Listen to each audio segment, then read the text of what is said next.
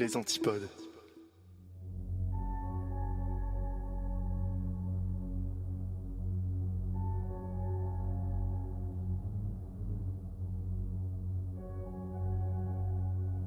Bonjour, je suis Hop et bienvenue dans le rendez-vous de l'étrange. J'espère que vous allez bien. Moi, je suis en pleine préparation de la saison 2 du podcast. L'épisode final de la première saison est sorti il y a quelques semaines, c'était l'épisode 10. Et comme vous le savez, on a eu un problème avec la piste son de Xaramoli qui n'a tout simplement pas été enregistrée. Ce qui fait que je n'avais pas pu intégrer son sujet dans le podcast. Alors ça m'embêtait pas mal. Alors j'ai décidé d'utiliser le son du live Twitch pour voir si j'arrivais à en faire quelque chose. Alors, et je vous le dis tout de suite, la qualité elle est pas optimale, mais l'histoire qu'elle nous raconte au sujet des évadés d'Alcatraz est vraiment intéressante et je voulais vraiment la sortir.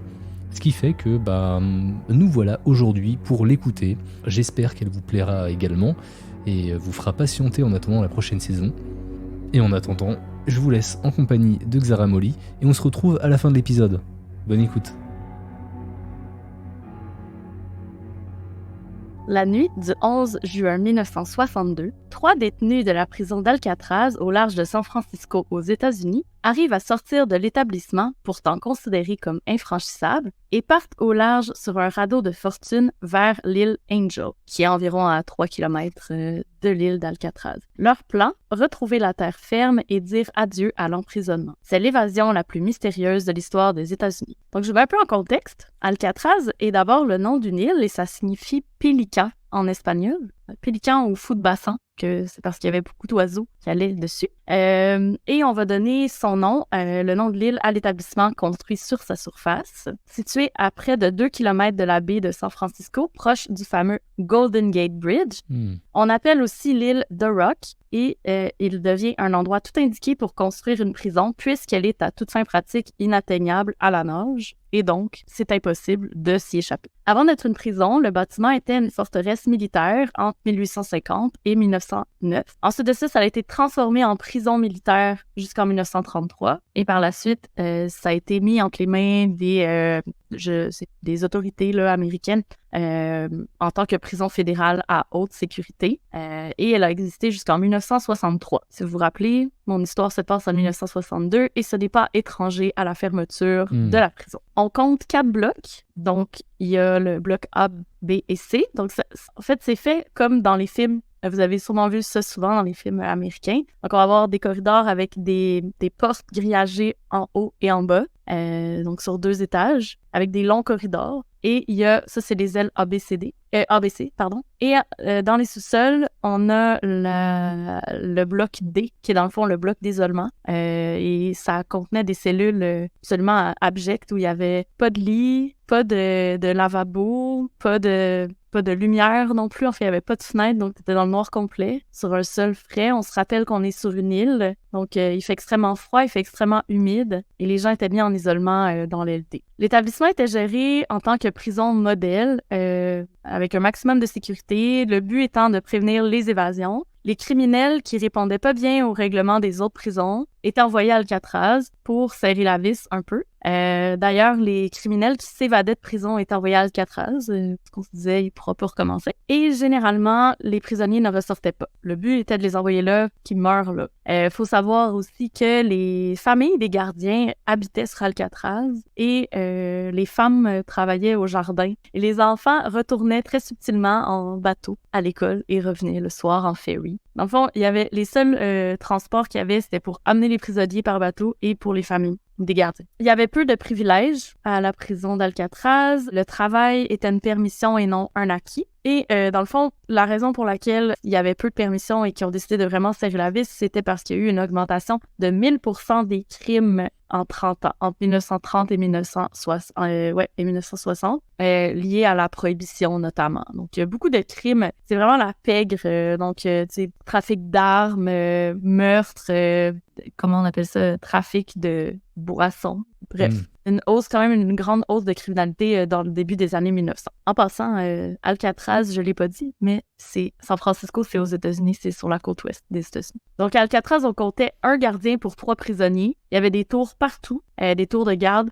Dans les autres prisons américaines, on avait un prisonnier pour 12 ou un prisonnier pour 30, selon le niveau de sécurité. Donc, c'était quand même... Ça rajoute au fait que c'était complètement impossible de se sauver de là parce que c'est quand même un gardien pour 3 prisonniers. Il y avait jusqu'à 1500 personnes qui pouvaient résider sur l'île en même temps. Et des autres choses qui étaient faites, c'est que les prisonniers étaient appelés par matricule et non pas par leur nom pour enlever toute humanité aux prisonniers. D'ailleurs, fun fact, l'île d'Alcatraz a accueilli des prisonniers très célèbres comme Al Capone, Machine Gun Kelly, mais pas celui que vous pensez, l'original, et Birdman. Est-ce que vous voulez en savoir plus sur l'évasion? Ah oui. Ah oui, bien sûr. Donc, durant les 29 ans d'opération de la prison, donc de 1934 à 1963, 36 détenus ont tenté de s'évader lors de 14 tentatives différentes. Sur 36 évadés, il n'y a pas eu beaucoup de survivants. 23 furent rattrapés, 6 furent tués par balle, 5 se sont enfuis par la mer et se sont noyés. 2 prisonniers furent exécutés dans une chambre à gaz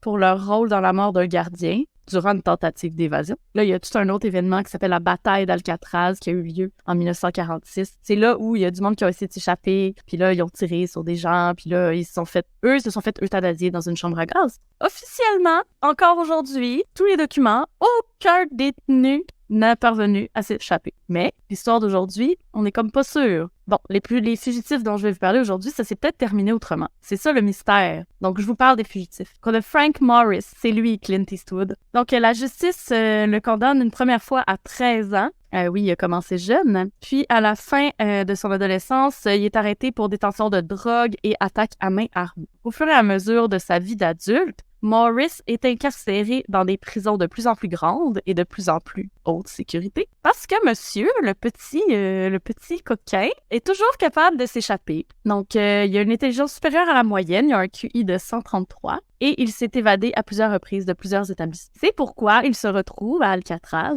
en 1960. Morris est considéré comme le cerveau de l'affaire parce que il est considéré comme étant le premier qui a songé à l'évasion. Lui, c'est un homme qui ne tolérait pas d'être enfermé et dès qu'il est arrivé là, il a commencé à penser à des stratégies pour sortir. Il s'est bien fouillé sa cellule, il s'est rendu compte que sous les lavabos, il y avait une bouche d'aération avec une grille en métal. Le ciment autour, il s'est mis à le gratter puis il s'est rendu compte que le ciment s'érodait.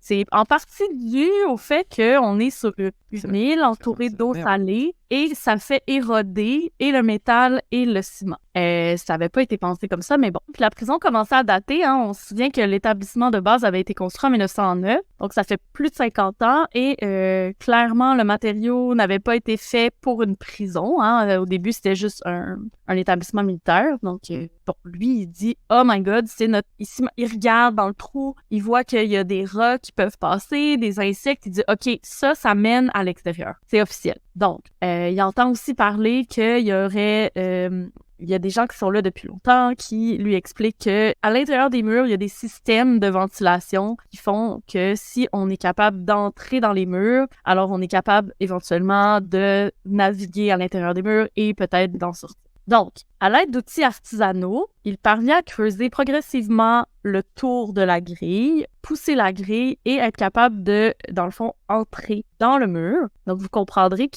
les seuls outils artisanaux qu'il peut avoir, ça doit pouvoir se ranger et se cacher sans que les gardes puissent les trouver lorsqu'ils font des fouilles. Donc, ça peut pas être non plus trop pointu. Bon, bref. Donc, elle a demandé beaucoup d'ingéniosité de la part de Morris pour construire ces outils-là sans être pris. Comme c'est une prison où il y a peu de permissions et où les gens sont surveillés de très, très, très, très près, il y a beaucoup de fouilles et il y a beaucoup de gardes qui font des tours. Donc, ça a demandé une orchestration vraiment phénoménale pour pouvoir arriver à creuser ce trou. Ça, c'est juste le début. Donc, pendant près de 2 ans, lui et trois autres complices vont travailler à cette affaire. Le trou, juste le petit trou là, de la grille a pris 6 mois à faire. Comme Morris travaillait dans l'atelier d'ébénisterie, il va arriver à voler des outils de toutes sortes de façons. C'est quelqu'un de très intelligent, très manipulateur. Il va arriver à avoir... il attire la sympathie, même si c'est un criminel assez dangereux, puis que les gens vont lui faire confiance naturellement. Il va modifier des outils, il va limer des cuillères. Donc, dans le livre, on voit bien l'image de la cuillère. Imaginez une cuillère comme ça. Elle va avoir été limée en demi-lune pour que le bout soit pointu puis qu'il puisse gratter le ciment avec. Ah ouais. Ouais. Il va souder artisanalement des manches de cuillère avec des morceaux de métal pour que ça fasse des trucs un petit peu plus pointus également.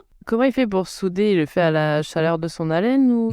À la chaleur d'allumettes. Ah, Ah ouais. d'accord. Il met plusieurs allumettes, on le voit dans le film d'ailleurs, là. Il met plusieurs allumettes ensemble dans une boîte qui est coupée en deux, puis la chaleur fait que ça soude. Je sais pas combien de temps ça prend, je sais pas à quel point c'était solide, mais bref. L'exploit est immense parce que en plus de ça, il faut qu'ils travaillent en rotation. T'as toujours une personne qui creuse et une personne qui surveille. Ils ont même fait des périscopes artisanaux également avec tout ce qui était des miroirs, c'était des morceaux de métal qui avaient poli, avec des bouts de bois puis du métal poli, qui ont ramené tranquillement de l'atelier pour faire des morceaux. Puis, fait intéressant, dans cette prison-là, un petit peu plus tard, dans les années 60, il a commencé à avoir un petit peu plus de permission, puis il avait le droit de jouer d'un instrument de musique. Donc, on le voit dans le film d'ailleurs, Maurice s'achète un accordéon. Il demande un accordéon parce que la valise, elle est tellement grosse qu'elle peut cacher le trou qu'il a fait en dessous du lavabo avec. Je sais pas si c'est réel ou c'est dans le film, mais bref, quand même, c'est qui montre que les gens avaient des instruments et c'est qu'il avait le droit de jouer 1 heure par jour et c'est durant les heures de cacophonie qu'il creusait le plus parce que ça attirait pas l'attention. Les complices, c'était les frères Anglin. Les frères Clarence et John Anglin ont dévalisé plusieurs banques dans les années 50. En 1956, ils sont arrêtés et sont condamnés à 20 ans de prison fédérale. Eux aussi se sont évadés de plusieurs autres pénitenciers et ils vont atterrir à Alcatraz successivement en 1960 et 1961. Leur voisin de cellule est nul autre que... Al Capone. Al Capone. Oh, Maurice! Ah, Maurice, évidemment, parlez-nous. Nul surprenant que ces trois-là aient planifié tout ça. Et les frères Anglin ont eu l'idée, c'est eux qui ont eu d'autres idées là-dedans. Donc, eux, ils ont eu l'idée de la stratégie de diversion liée à l'évasion. Ils ont fabriqué des têtes en papier mâché à leur effigie, OK? En volant des morceaux de magazines qui leur étaient distribués dans le petit casque. On leur donnait des magazines, donc ils prenaient toujours les magazines, gardaient des morceaux, et quand ils creusaient autour, ça faisait de la poussière de ciment. Donc, ils mouillaient ça, puis ils ont fait des masques en papier mâché en mettant ça sur leur visage. Ça faisait la forme exacte de leur visage. Ils ont peinturé et ils ont mis des vrais cheveux que un des frères Anglin a récupéré au barbier parce qu'il travaillait là. Ils ont fait des cils, ils ont fait des sourcils, ils ont fait des têtes le plus ressemblantes possible à leur tête pour pouvoir les placer dans leur lit et remplir des vêtements avec des couvertures pour faire comme s'ils dormaient. Donc, dans le film, on voit... Mais c'est pas comme ça que je l'imaginais, mais j'avoue que ceux qui sont... Quand c'est vraiment comme des grilles, hein? C'est pas des portes comme dans les prisons plus récentes. Donc, le lit est collé sur la grille. Le gardien, quand il passe, il peut clairement voir. Premièrement, c'est pas noir la nuit dans la prison. Deuxièmement, il y a de la lumière sur les têtes des gens. Donc, si c'est pas assez réaliste, c'est sûr qu'ils vont le voir. C'était assez réaliste, je dirais. Assez pour convaincre les gardiens qu'ils étaient toujours là. Donc, parfois, quand ils creusaient la nuit, ils mettaient les têtes puis ils allaient creuser. Parce qu'une fois que le trou a été creusé, OK? Ils rentraient dans le trou. Ils allaient au fond du corridor. Il y avait une espèce de salle des machines désaffectées dans lequel ils ont fait un atelier où ils ont construit un radeau. Donc, eux, ils creusaient la nuit. Une fois qu'ils ont creusé la nuit, ils sauvaient, ils mettaient leur petit mannequin, ils allaient là-bas, puis ils faisaient un radeau. Savez-vous comment ils ont fait le radeau? Parce que ça, c'est une autre affaire, là. C'est un autre exploit. C'est vraiment fou. La tuyauterie. Non. En fait, durant 2 ans, ils ont volé des imperméables. Ils ont cousu, pas cousu, je veux dire collé avec des ciments contact qu'ils ont récupéré dans l'atelier. Et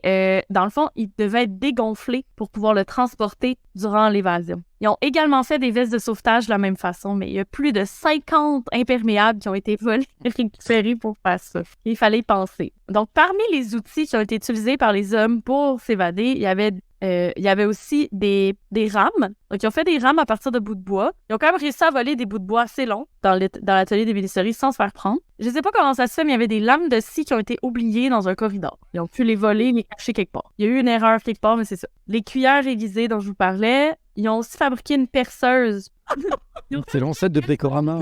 Ils ont trouvé un vieil aspirateur dysfonctionnel. Ils ont pris le moteur dedans, ils ont réparé le moteur, puis ils ont fait une perceuse avec une mèche. OK? C'est fou, là. Bon, fait que comme je disais, durant 6 mois, ils ont creusé le trou. Ensuite, ils pouvaient se rendre dans le couloir de service pour fabriquer le radeau de sauvetage, fait à partir d'imperméables. Ils ont fabriqué les pagaies. Et c'est là aussi qu'ils vont cacher tous leurs outils, à un moment donné, parce que là, il y avait trop de choses là, pour mettre dans leur cellule, et qui rangeaient tout ça là. Ça a été découvert durant l'enquête du FBI, là, cette espèce de pièce-là, qui est devenue un atelier. Il y avait une quatrième personne qui s'appelait Alan West. Dans le film, il s'appelle pas Alan West, il s'appelle Alan Butts. Je sais pas pourquoi ils ont changé son nom, mais c'est parce que lui, on apprendra plus tard qu'il a pas pu s'échapper. Il était là, il a planifié l'évasion, tout ça, il était vraiment down pour partir, mais il a pas pu s'échapper. Donc, ça a été le témoin. En fait, tout repose sur ce que lui dit, mais c'est un peu un mytho parce qu'il voulait se donner du mérite dans cette histoire. Donc, malheureusement, il a dit plein de choses qui n'avaient pas de sens et on peut juste se fier à lui et les indices retrouvés parce que c'est le seul qui a été retrouvé, finalement. Donc, lui, il n'a pas pu s'échapper. Lui, il a dit que c'était le cerveau de l'affaire, mais clairement, il n'est pas assez brillant pour ça. Donc, c'est là qu'ils ont commencé à douter de la véracité. Il a aidé à l'enquête, notamment en racontant le plan. Que c'est tout le trajet qu'ils ont fait, c'est lui qui leur a dit parce que, dans le fond,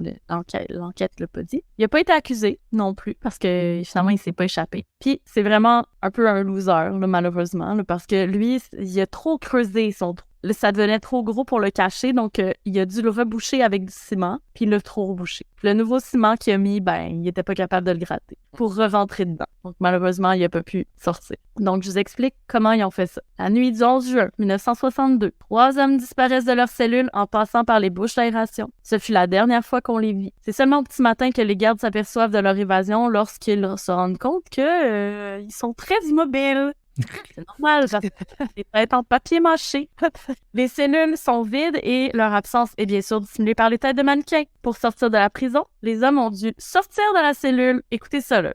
Tout ça s'est fait en l'espace de comme littéralement 7 minutes parce que sinon, ils se seraient fait prendre. Donc, ils sont sortis de la cellule. Ils ont escaladé un mur de 9 mètres à l'intérieur. Ils ont traversé une terrasse. Le tout surveillé par des tours et des gardes. On se souvient, un garde pour 3 prisonniers. Ils ont descendu le long d'une conduite de 15 mètres. Tout ça avec le radeau, une valise et des vestes de sauvetage. Ils ont passé 2 barrières de barbelés de 5 mètres chacune, sans briser le bateau de sauvetage. Et ensuite de ça, ils ont dû gonfler à la bouche le radeau avant de se lancer dans les eaux glacées. Tout ça, des eaux tumultueuses et glacées de la baie. Ils auraient quitté l'île vers 22h en direction de Angel Island, située à 3 km de là. Ils avaient 3 km à faire sur l'eau, en fait, dans l'eau. Ouais. Donc, quand on se rend compte qu'ils ont disparu, le FBI lance une des plus grandes chasses à l'homme jamais entreprises, sans succès. Bon, ils ont retrouvé des effets personnels, comme une veste, des lettres, des photos. Plusieurs semaines plus tard, ils ont retrouvé aussi un corps en tenue bleue. Des années plus tard, ils ont fait analyser... Parce qu'en 1962, on ne fait pas analyser l'ADN. Des années plus tard, ils ont fait analyser l'ADN et c'était ni Morris ni les frères Englund.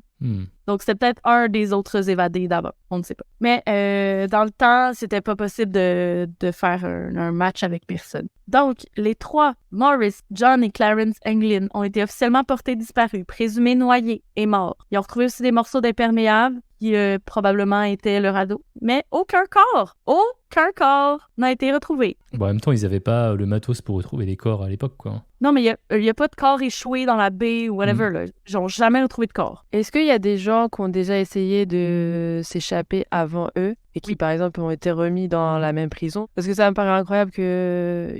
En fait, ils se préparent dans la prison, etc. Mais après, il y a des barbelés de 5 mètres, il y a tout un tas d'épreuves Koh-Lanta qui les attendent et ils savent pas.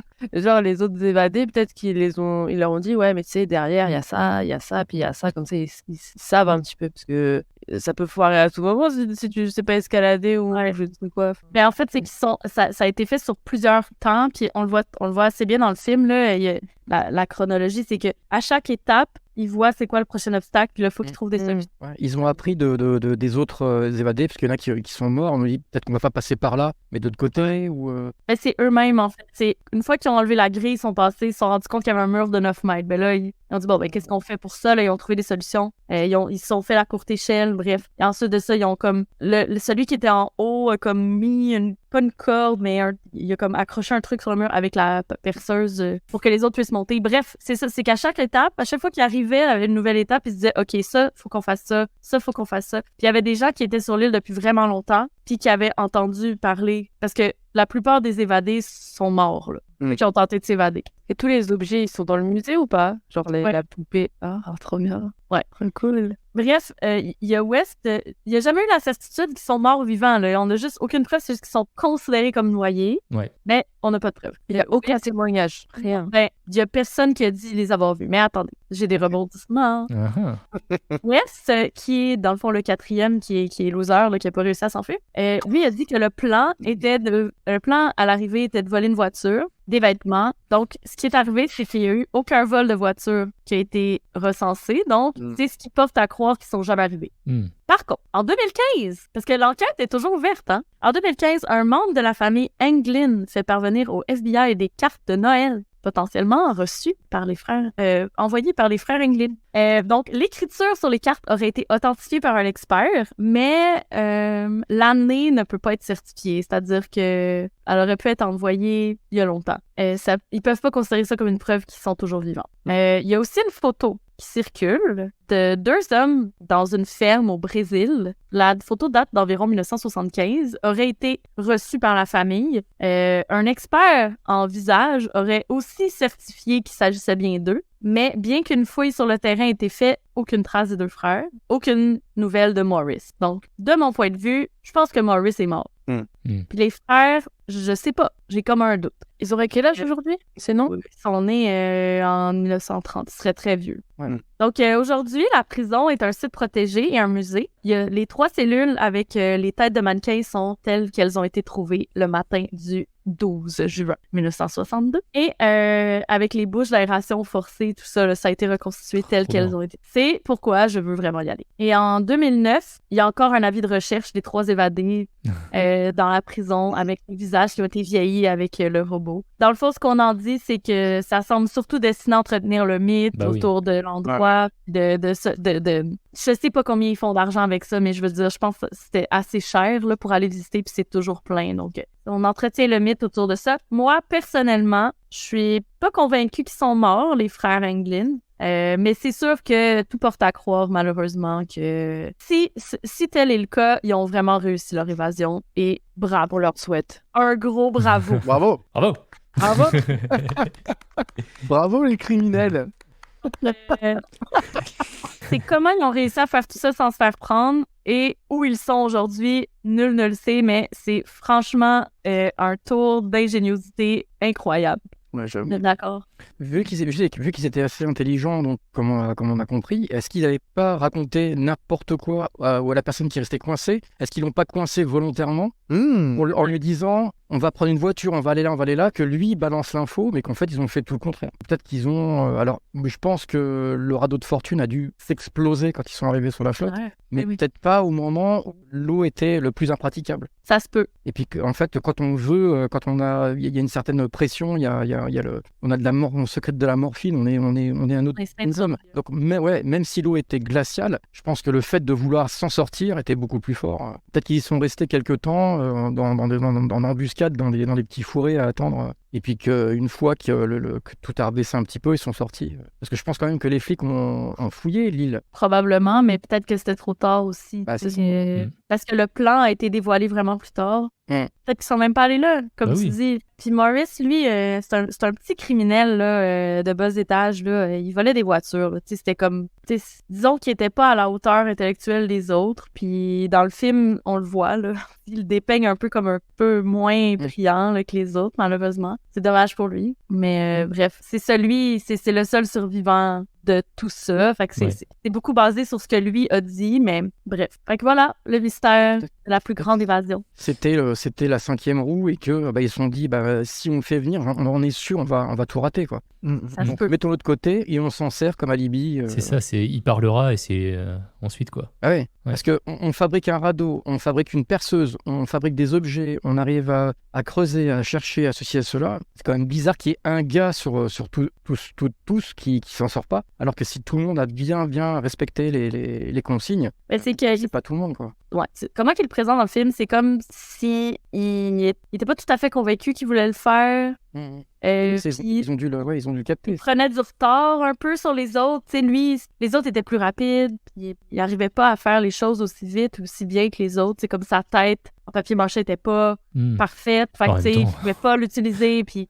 C'est assez fou. Moi, j'ai du mal à croire qu'il puisse en être sorti vivant de surtout avec le radeau qu'ils avaient, mais Ouais. ils ont quand même réussi à faire l'impossible déjà rien qu'en sortant de la prison. Ouais. Donc à partir de ce C'était constat-là, ghetto quoi. radeau, là. Ouais. Ghetto radeau, là. Mm. Je peux pas croire qu'il... Tu sais, prends le pire petit matelas gonflable de piscine que t'as vu de toute ta vie, C'est ça. garoche-toi dans l'eau, l'eau de la baie de San Francisco, du haut d'une falaise avec. Pas sûr que ça tient. Imagine, Aucun sens, ouais. les autres, ils l'ont fabriqué artisanalement, là. C'est impossible que ça a tenu. Et ben Bon. trop bien. Ben merci Xara. Je suis C'est vraiment contente trop cool. de tomber là-dessus en fin Ouais. de semaine. Je me disais que c'est comme un sujet que tout le monde connaît un peu, mais Ouais. c'est tellement mythique. Personne connaissait l'histoire. Même moi, je connaissais pas l'histoire réelle. Ouais, on connaît la prison, mais après, tout le mythe Ouais. derrière, tout ce qui s'est passé, bien stylé. Alors j'espère que ce sujet sur les évadés d'Alcatraz vous a plu, malgré la qualité sonore un petit peu en deçà de ce que j'ai l'habitude de vous proposer. En tout cas, j'espère que vous m'en voudrez pas trop. Pour me rattraper, et j'ai quelques petites annonces à vous faire en attendant la saison 2. La première, c'est que si vous avez des suggestions de sujets pour justement cette nouvelle saison, des trucs que vous aimeriez que j'améliore ou que je change, eh bien n'hésitez pas à m'envoyer un petit mail, il est dans la description de l'épisode. Vous pouvez aussi rejoindre la communauté des Antipodes sur Discord pour en discuter, il n'y a pas de souci. J'essaye de répondre à tous les messages. Deuxième annonce, sinon les replays en vidéo continuent d'arriver sur YouTube. Chaque sujet a le droit à sa petite vidéo, ça dure à peu près 20-30 minutes par vidéo. C'est une bonne façon de voir comment se passe un enregistrement si vous n'êtes pas dispo pendant les lives. Et la toute dernière annonce, et pas des moindres, en parlant de live justement, le prochain live du Rendez-vous de l'étrange sera le 10 février. Notez bien la date sur votre agenda, c'est important. Si vous souhaitez y participer, ça se passe comme d'habitude sur twitch.tv/je-suis-hop. Je vous attends nombreux, ça fait toujours plaisir de pas faire ça tout seul en fait, d'inviter des gens, d'avoir des personnes dans le chat, ça fait toujours plaisir. Donc je vous dis à bientôt le 10 février. Salut!